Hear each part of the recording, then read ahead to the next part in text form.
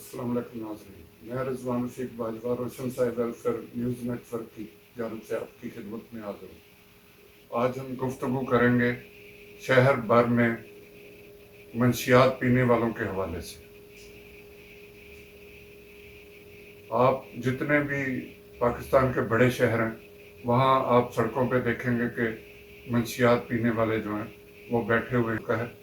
जितने भी पाकिस्तान के बड़े शहर कराची, लाहौर, फैसलाबाद, मुल्तान, कोयटा, पेशावर, यहाँ पे मंशियात पीने वालों की वजह से एड्स और दूसरी बीमारियाँ जो हैं उनमें इतना इजाफा हो चुका है कि वो हुकूमत के लिए कंट्रोल करना बहुत मुश्किल होता जा रहा है।